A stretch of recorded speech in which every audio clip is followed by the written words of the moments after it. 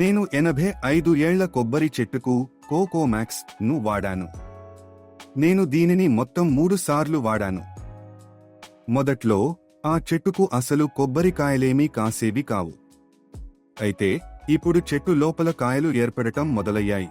అంతేకాకుండా కొబ్బరికాయలు బరువుగా మరియు పరిమాణంలో కొంచెం పెద్దవిగా ఉంటున్నాయి. ప్రస్తుతం కొబ్బరికాయల బరువు మరియు పరిమాణం రెండూ గణనీయంగా పెరిగాయి. గతంలో కాసిన కొబ్బరికాయలతో పోలిస్తే. నా పేరు ఎస్. మురుగేసన్. నేను సేలం జిల్లాలో నివసిస్తాను. మాకు సుమారు 10 ఎకరాల భూమి ఉంది. అందులో మేము పోక చెక్క మరియు వరి వంటి పంటలను పండిస్తాము. నేను మొదట యూట్యూబ్లో ఈ ఉత్పత్తిని చూసి ఆర్డర్ ఇచ్చాను. చాలా మంది ఇతర రైతులు దీనిని వాడుతుండటం గమనించి నేను కూడా కొనుగోలు చేసి స్వయంగా ప్రయత్నించాలని నిర్ణయించుకున్నాను.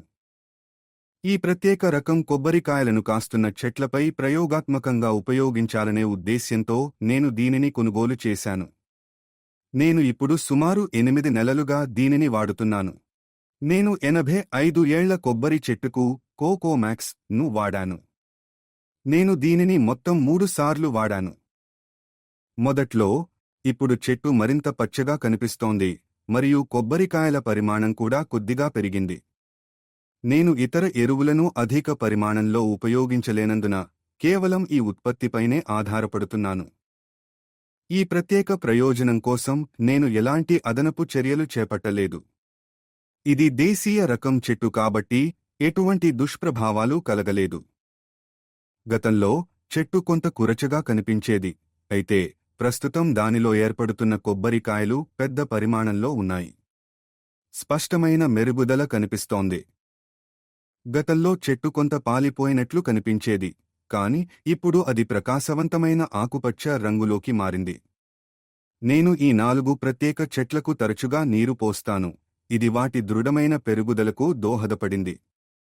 కొబ్బరికాయల పరిమాణం పెరిగింది మరియు ప్రస్తుత దిగుబడి యొక్క పరిమాణం మరియు బరువు రెండూ గతంలో కాసిన కొబ్బరికాయలను మించిపోయాయి. నేను ఈ ప్రత్యేకమైన చెట్టుకు ఈ ఉత్పత్తిని మొత్తం 6 సార్లు వాడాను. దీని ప్రత్యక్ష ఫలితంగా కొబ్బరికాయల పరిమాణం గణనీయంగా పెరిగింది.